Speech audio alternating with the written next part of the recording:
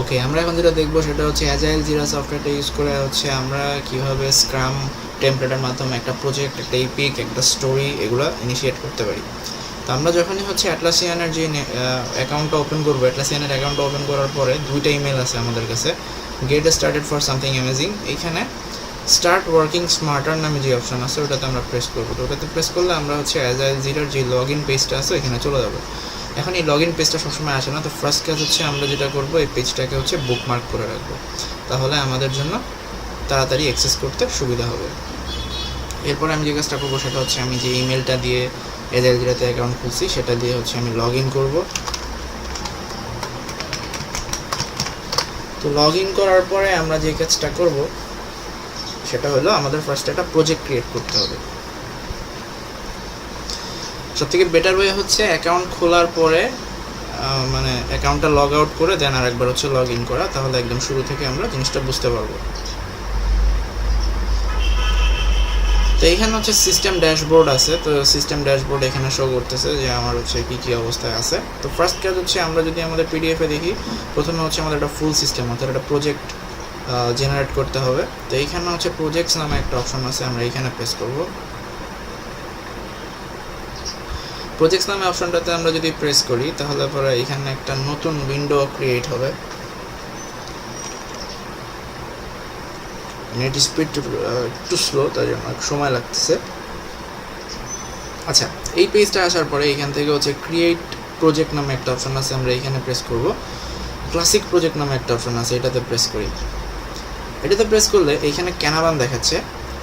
Change টেমপ্লেটে যদি আমরা press করি তাহলে এখানে অনেকগুলো আরও টেমপ্লেট আছে। তো আমরা যেটা ইউজ করব সেটা হচ্ছে স্ক্রাম। স্ক্রাম সিলেক্ট করার পরে আমরা আমাদের প্রজেক্টের একটা নাম দেবো। সাপোজ আমি নাম দিলাম হচ্ছে স্যাম্পল প্রজেক্ট, এই নামটা আমি এখানে দিলাম। অ্যাডভান্সে যদি আমি প্রেস করি তাহলে নিচে এসপি এই কিটা শো করতেছে। পুরো প্রজেক্টে যতগুলো স্টোরি আছে, যতগুলো টাস্ক আছে, সব জায়গাতে অ্যাকচুয়ালি এই সংক্ষিপ্ত নামটা তখন শো করবে। এরপর আমি হচ্ছে ক্রিয়েটে দেবো। সো ক্রিয়েটে দিলে পরে যেটা হবে সেটা হচ্ছে আমার প্রজেক্টটা ক্রিয়েট হয়ে গেছে।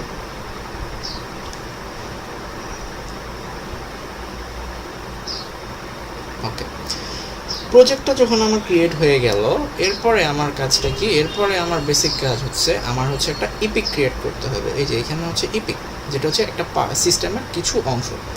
ইউআইউ সিস্টেমটা যদি একটা প্রজেক্ট হয় তার কিছু অংশ হচ্ছে ইউক্যাম, লাইব্রেরি, ক্যাফেটেরিয়া, এই অংশগুলোকে হচ্ছে আমার ক্রিয়েট করতে হবে, কথার কথা আর কি। আচ্ছা, তো এখন একটা ইপিক তৈরি করার জন্য আমাদেরকে যে কাজটা করতে হবে সেটা হচ্ছে এরকম পেজটা যখন চলে আসবে, এই যে ঠিক এই পাশে ইপিক্স নামে একটা ছোট্ট লেখা দেখা যাচ্ছে, আমরা হচ্ছে এটাতে প্রেস করব। ওকে, সো ইপিক নামে লেখাটা আসতে প্রেস করার পরে এইরকম অবস্থায় আসলো। আমি যদি এইখানে ক্লোজ করে দিই, এই যে এটা বন্ধ হয়ে গেল। আবার যদি আমি ইপিক্সে প্রেস করি আবার এখানে চলে আসলো। তো ইপিক্সে প্রেস করলে এখানে ক্রিয়েট ইপিক নামে একটা অপশন দেখাচ্ছে, এই যে এই অপশনটা। সো আমরা হচ্ছে এটাতে প্রেস করব। এটাতে প্রেস করলে আমাদের হচ্ছে ইপিক তৈরি করার জন্য একটা ফর্ম দিবে। তো এইখানে হচ্ছে আমার প্রজেক্টের নাম, এখানে যদি আমি প্রেস করি আরও অনেকগুলো প্রজেক্ট যদি থাকে সেই প্রজেক্টগুলো শো করবে। তো আমি হচ্ছে স্যাম্পল প্রজেক্টের ভিতরে একটা ইপিক ক্রিয়েট করতে চাচ্ছি। তো দ্যাটস ওয়াই আমি এখানে কী করবো, ইপিকটা সিলেক্ট করে দেবো। এছাড়া আমি স্টোরি, টাস্ক, বাগ এগুলো ক্রিয়েট করতে পারি, কোনো সমস্যা নেই। তো ইপিক এখানে আছে, ইপিকটা রেখে আমি কি করব, ইপিকের একটা নাম দিতে হবে আমার। তো আমি এখানে একটা নাম দিলাম হচ্ছে স্যাম্পল ইপিক 1। আচ্ছা, এখন একটা সামারি চাচ্ছে এখানে। তো আমি এখানে একটা সামারি লিখে দিলাম, this is my first demo epic.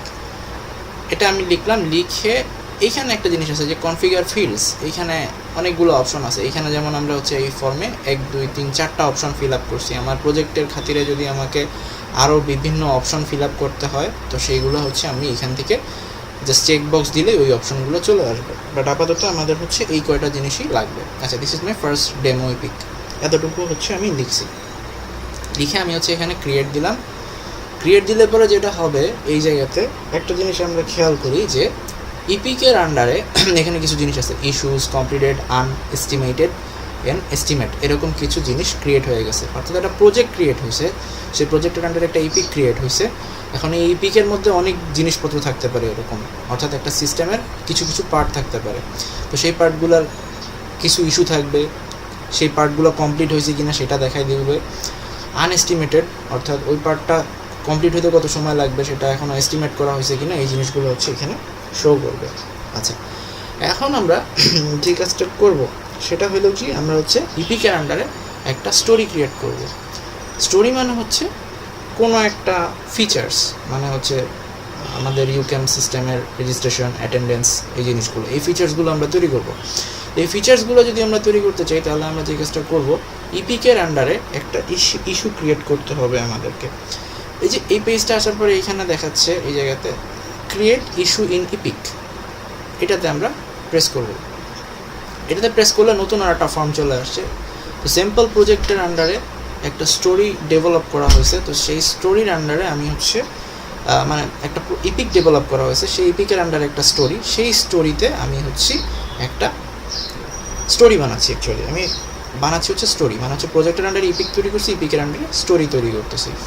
তো এখানে একটা সামারি চাবে, সো সামারি হিসেবে আমি লিখবো যে মাই স্যাম্পল স্টোরি 1 ডেমো, এভাবে দিয়ে দিতে পারি।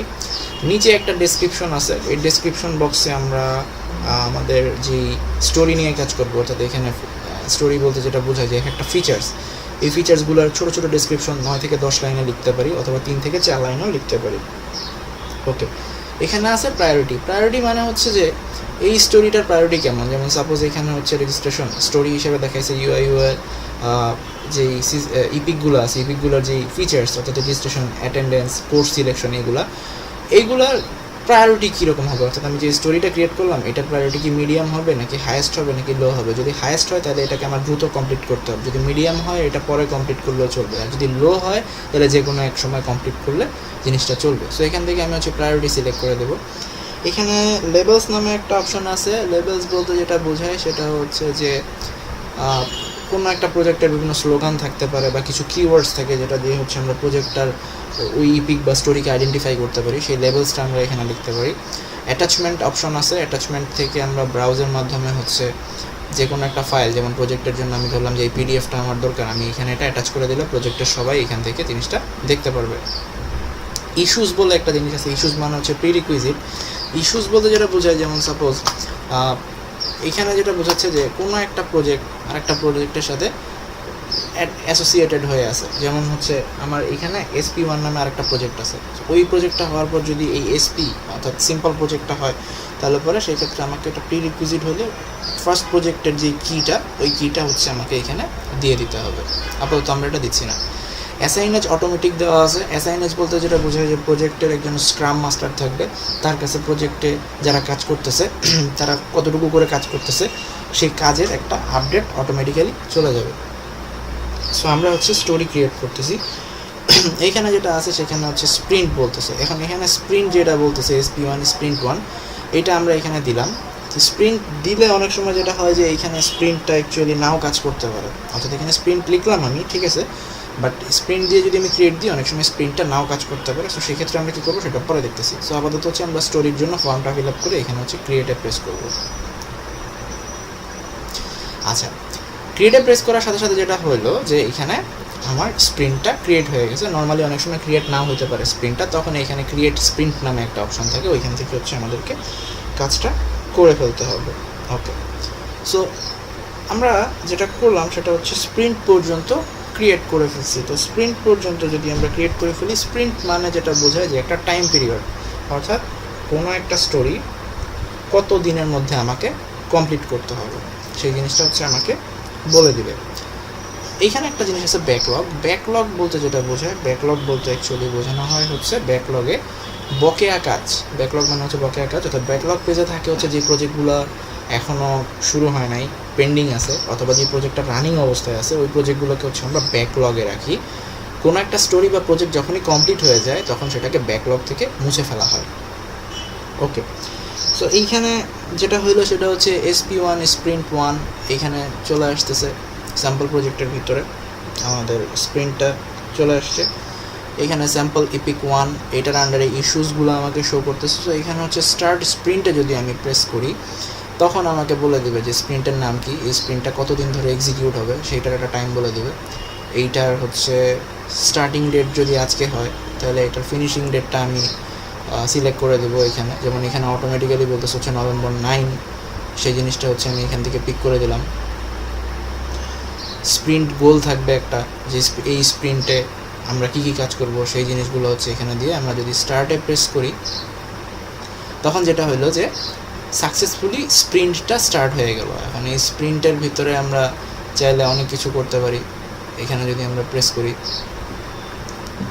স্টোরিটা দেখাচ্ছে মাই স্যাম্পল স্টোরি ওয়ান ডেমো, অর্থাৎ এই স্টোরিতে আমরা কোন কোন ফিচার্স ইমপ্লিমেন্ট করব সেই কাজগুলো এখানে দেখাবে। এই প্রজেক্টের যে স্ক্রাম মাস্টার তার কাছে অটোমেটিক্যালি রিপোর্ট যাচ্ছে, সে কে তাকে দেখাবে। প্রজেক্টে কাকে কাকে অ্যাসাইন করতে চাই আমি, অর্থাৎ প্রজেক্টে কে কে কাজ করবো এখানে আমি তাদের নাম বা লিস্টটা দিয়ে দিতে পারি। এবং প্রজেক্টে কতটুকু কাজ হচ্ছে, কি হচ্ছে না হচ্ছে সব কিছু আমরা এখানে চাইলে কমেন্ট আকারে লিখে রাখতে পারি। চাইলে আমাদের কোনো অ্যাসাইন থাকলে সেটাকে অ্যাটাচ করে দিতে পারি। আরও অনেক কাজই হচ্ছে আমরা এখান থেকে করতে পারি। তো স্টার্ট স্প্রিন্ট, এই স্প্রিন্টটা যখন অ্যাকচুয়ালি শেষ হয়ে যাবে, শেষ হয়ে যাওয়ার পর একটা গ্যান চার্ট ড্র হয়। সেই গ্যান চার্টের মধ্যে দেখানো হয় যে স্টোরিটা কতখানি হয়েছে বা হচ্ছে, এবং তারপরে আমরা হচ্ছে ব্যাকলগ থেকে আমাদের এই স্টোরি বা প্রজেক্টটাকে পুরোপুরি ডিলিট করে দিতে পারি। সো এই হচ্ছে অ্যাকচুয়ালি আমাদের জিরা অ্যাজাইলে কীভাবে আমরা একটা প্রজেক্ট ইনিশিয়েট করতে পারি, কীভাবে একটা স্টোরি ক্রিয়েট করতে পারি, এই সব জিনিসপত্র হচ্ছে এখানে আমরা দেখাই দিলাম।